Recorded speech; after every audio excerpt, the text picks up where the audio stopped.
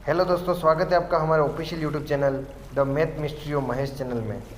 आज हम इस वीडियो में सीखने वाले हैं तीन बलों के अंतर्गत ठोस निकाय की साम्यावस्था, equilibrium of a rigid body under three forces.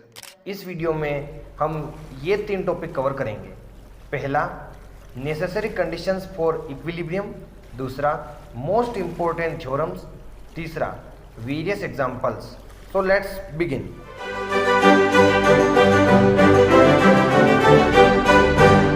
आइए पहले टॉपिक पर बात करते हैं, नेसेसरी कंडीशंस फॉर इक्विलिब्रियम।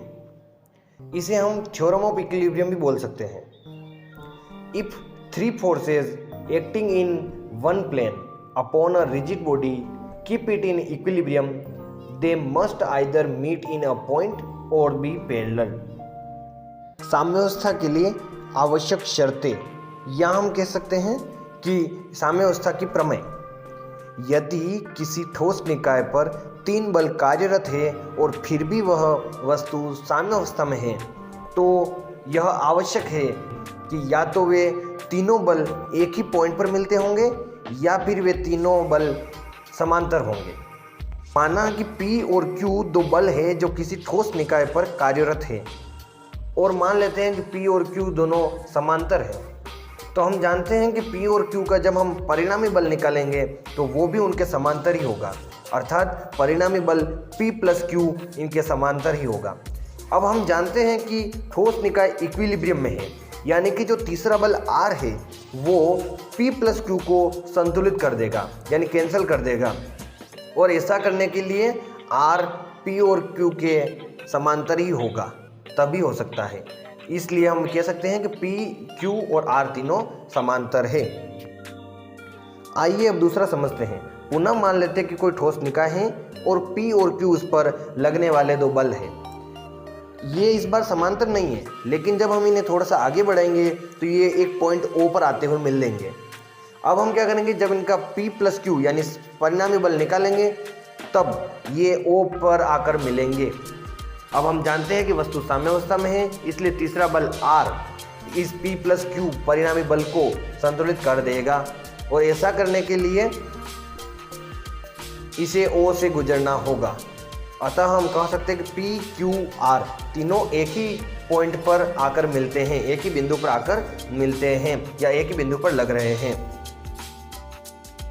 यानी अब हम सीख चुके हैं कि किसी भी वस्तु को साम्यावस्था में रहने के लिए उस पर तीन बल जो लग रहे हैं वो या तो उसके समांतर होंगे या तीनों बल एक ही पॉइंट पर आकर मिलेंगे। अब हम ये तो समझ गए कि इक्विलिब्रियम में बॉडी कैसे रह सकती है, लेकिन इस पर आने वाले इक्वेशंस कैसे सोल्व करेंगे, इसी पर आता है हमारा दूसरा point, most important theorems. Most important theorems में इसमें हम चार फॉर्मूला पढ़ेंगे। पहला है ट्राइंगल रूल, दूसरा है साइन रूल, तीसरा है लामीज थ्योरम और चौथा है सबसे मोस्ट इंपॉर्टेंट एमएन थ्योरम। तो आइए पहले देखते हैं ट्राइंगल रूल क्या कहता है। अगर हमारे पास तीन बल है P, Q, R और किसी मान लेते हैं कि ABC त्रिभुज की ये तीनों भुजाओं को प्रदर्शित करते हैं और ये किसी साइक्लिक ऑर्डर में है, चक्रीय क्रम में, यानी कि P, Q, R ये तीनों एक साइकिल जैसा क्रम बनाते हैं। तब हम क्या कह सकते हैं कि P अपॉन AB बराबर Q अपॉन BC बराबर R upon AC।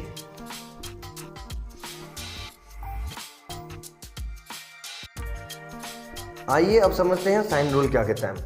Sine rule कहता है कि अगर कोई ट्राइंगल है हमारे पास ABC, तो उसकी हर एक भुजा और उसके अपोजिट एंगल का साइन हमेशा कांस्टेंट होगा, यानी AB अपॉन साइन C बराबर BC अपॉन साइन A बराबर CA अपॉन साइन B।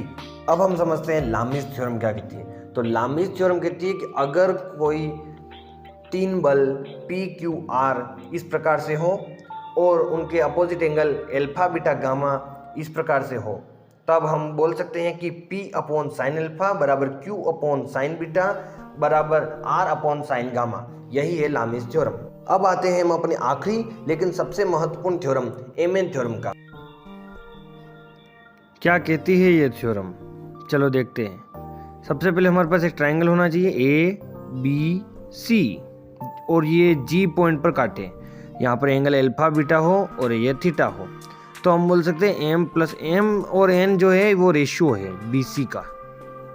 तो M plus N cot theta की वैल्यू होगी M cot alpha minus N cot beta, या हम ऐसे लिख सकते हैं N cot beta minus M cot C. हम चारों फॉर्मूला देख चुके हैं और हमारा दूसरा टॉपिक भी खत्म हुआ।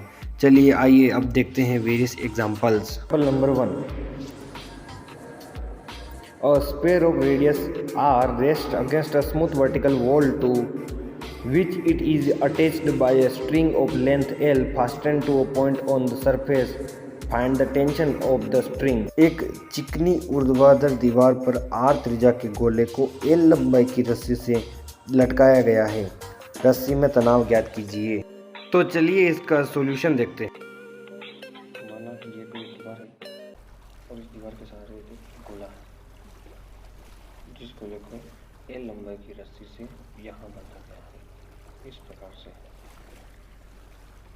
यानी कि ये दीवार AD AC, ये पॉइंट D, ये रस्सी जो है यहाँ से यहाँ तक R होगा और ये इतनी सी दूरी L लंबाई, और जो हमारा टेंशन लगेगा वो यहीं कहीं, वो भी इस डायरेक्शन में। उसके बाद में हमारा जो W यानी कि भार लगेगा वो ये से लगेगा,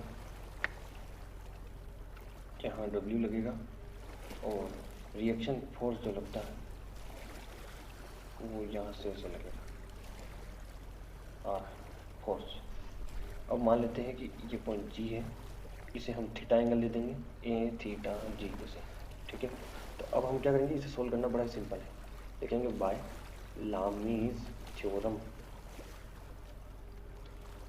और वो थ्योरम क्या होती है, वो थ्योरम होती है T अपॉन T के अपोजिट एंगल। तो T के अपोजिट एंगल यानी W राइट में ये रहा जो कि 90, तो हम बोलेंगे sine π/2 equal to W upon W के अपोजिट एंगल, तो W के अपोजिट ये थीटा और ये एंगल। तो हम जानते हैं कि टोटल मिला है तो पाई है, तो ये वाला इतना साइन, ये वाला एंगल पाई माइनस थीटा हो जाएगा। क्या हो जाएगा, पाई माइनस थीटा। तो हम यहाँ लिखेंगे साइन पाई माइनस थीटा बराबर R बराबर R के अपोजिट एंगल जो कि थीटा, और ये है π/2। तो हम बोल सकते हैं कि साइन, ये देखिए π/2 है, तो साइन π/2 प्लस थीटा। अब हमें तो बस इतना से ही काम है।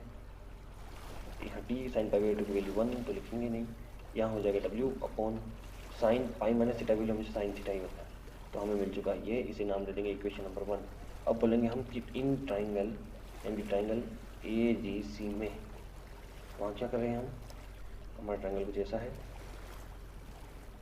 ये एंगल थीटा है, ये लंबाई L प्लस R है, और ये R है, ये G है, ये A है, ये C है। तो बाय पाइथागोरस प्रमेय से AC की वैल्यू क्या हो जाएगी,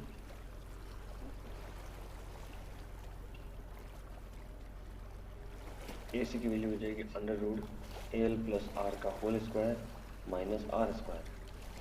यह कहे तो L square plus 2RL plus R square minus R square, R square से R square cancel, √L square plus 2RL। ये आ चुका है AC की वैल्यू। अब हम जानते हैं कभी भी साइन थीटा की वैल्यू चाहिए तो वो होती है लंब बटा कौन, तो AC अपॉन CG। AC हमारे पास पहले से है, वो है मतलब अभी निकाला है L स्क्वायर अपॉन 2RL, और अपॉन में CG है L प्लस R। ये आ जाएगा साइन थीटा वैल्यू, और इस वैल्यू को हम बोलेंगे equation number 2।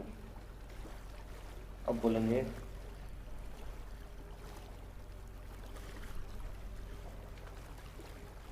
Put the value of equation 1 2 into equation number 1, यानी कि T बराबर W अपॉन में ऐसा √L square plus 2RL upon L plus R। तो हम लिखते W into L plus R और अपॉन में √L स्क्वायर प्लस 2RL, यानी कि T की फाइनल वैल्यू है W L plus R upon में √L स्क्वायर प्लस 2RL।